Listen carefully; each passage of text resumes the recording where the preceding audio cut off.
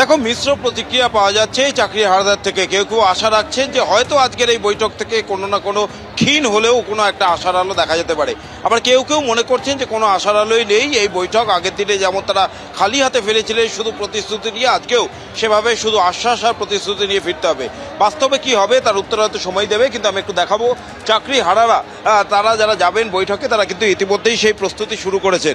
কিছুক্ষণ আগেই কৃষ্ণেন্দু বলছিল যে তারা চেয়েছিলেন 13 জন তাদের প্রতিনিধি যাবেন, কিন্তু বিকাশ ভবনের তরফ থেকে 8 জন কিংবা 10 জনের একটি প্রতিনিধি দলকে অনুমোদন দেওয়া হচ্ছে। কারা কারা যাবেন এবং মূলত কোন কোন বিষয়ে আলোচনা হবেন সেইগুলোই শেষ মুহূর্তে তাদের যারা সহযোদ্ধা রয়েছে, সহকর্মী রয়েছে, তাদের সঙ্গে আলোচনা করে নিচ্ছেন এই চাকরিহারা শিক্ষক শিক্ষিকা এবং অশিক্ষক কর্মীরা। মূলত তাদের দাবি কিন্তু একটাই, যে এসএসসিকে মিরর ইমেজ, ওএমআর এর মিরর ইমেজ প্রকাশ করতে হবে এবং সেটা প্রকাশ করার সাথে সাথে সরকারকে যোগ্য অযোগ্যদের তালিকাও প্রকাশ করতে হবে এবং সেই দুটি পেলেই তাহলেই তারা সুপ্রিম কোর্টে রিভিউ পিটিশনের জন্য যেতে পারবেন এবং সেই ক্ষেত্রে তাদের চাকরি ফেরত পাওয়ার একটা আশা থাকছে বলে মনে করছেন এই চাকরিহারা শিক্ষক শিক্ষিকারা। তার পাশাপাশি 14 দফার একটি দাবিপত্র তারা তৈরি করেছেন, যে দাবিপত্র নিয়ে তারা আজকে শিক্ষামন্ত্রীর এই বৈঠকে যাবেন। তার মধ্যে একদিকে যেমন ওএমআর শিটের মিরর ইমেজের কপি প্রকাশ করার দাবি রয়েছে, তার পাশাপাশি চাকরি ফেরানো, তাদের যাতে বেতন বন্ধ না হয় সেই সমস্ত দাবি রয়েছে এবং একই সঙ্গে এই যে আইনি লড়াই, অর্থাৎ শেষ পর্যায়ে যে আইনি লড়াই তাদের চাকরি ফেরত পাওয়ার, সেই আইনি লড়াইয়ে রাজ্য সরকারকে পুরোপুরি সহযোগিতা করতে হবে। এমনকি যারা দক্ষ আইনজীবী রয়েছেন সেই ধরনের দক্ষ আইনজীবীদের তাদের এই মামলায় নিযুক্ত করতে হবে, এমনই দাবি রেখেছেন এই চাকরিহারা শিক্ষক শিক্ষিকা এবং অশিক্ষক কর্মীরা। এবং সেই দাবিপত্র নিয়েই তারা আজকে কিন্তু শিক্ষামন্ত্রীর সঙ্গে দেখা করতে যাবেন। সেখানে এসএসসি চেয়ারম্যানও থাকবেন এবং শিক্ষা দপ্তরের আধিকারিকরাও থাকবেন এবং মূলত তারা যেটা চাইছেন, তাদের এই দাবি সুস্পষ্টভাবে আজকে শিক্ষামন্ত্রীর সামনে তারা জানিয়ে আসতে চাইছেন যে যতক্ষণ না পর্যন্ত তাদের চাকরির বিষয়ে নিশ্চিত কোনো ইঙ্গিত পাওয়া যাচ্ছে, কোনো সমাধান সূত্র বেরোচ্ছে, তারা কিন্তু আন্দোলনের পথ থেকে সরছেন না।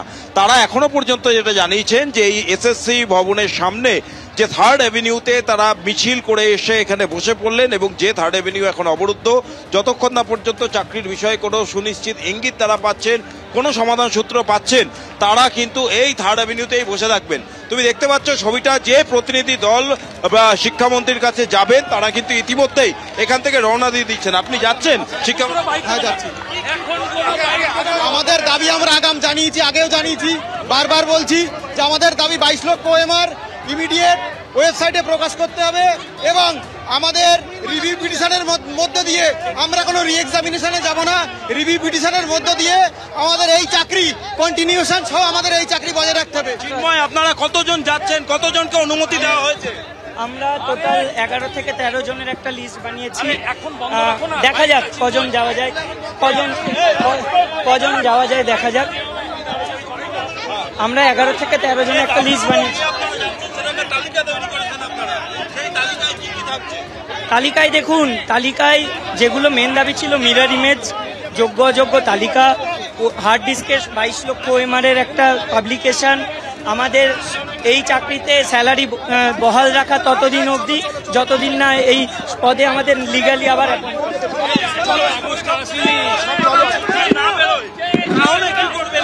আন্দোলন চালিয়ে যাব। দেখতেই পাচ্ছ যে দাবি তাদের রয়েছে, সেই দাবি নিয়ে এই মুহূর্তে এই চাকরিহারা শিক্ষক শিক্ষিকা এবং অশিক্ষক কর্মীদের প্রতিনিধিরা তারা যাচ্ছেন বিকাশ ভবনে। সেইখানে গিয়ে শিক্ষামন্ত্রীর সঙ্গে তারা বৈঠক করবেন এবং এই বৈঠক দিয়ে তাদের মধ্যে কিন্তু একটা মিশ্র প্রতিক্রিয়া পাওয়া যাচ্ছে। কেউ বলছেন আজকের এই বৈঠকও আগের দিনের মতনই নিষ্ফলা হতে পারে, আবার অনেকে মনে করছেন না, আজকের এই বৈঠক থেকে কোনো সমাধান সূত্র বের হতে পারে। কিভাবে সমাধান সূত্র বেরোবে সেই বিষয়ে কিন্তু নিশ্চিতভাবে কেউ কিছু জানেন না। তবে বেশ কয়েকটি তারা তাদের দাবিতে অনড়। ইতিমধ্যে যে ছবি আমরা দেখতে পাচ্ছি, চাকরিহারাদের প্রতিনিধি দল তারা বিকাশ ভবনের উদ্দেশ্যে রওনা দিয়েছে।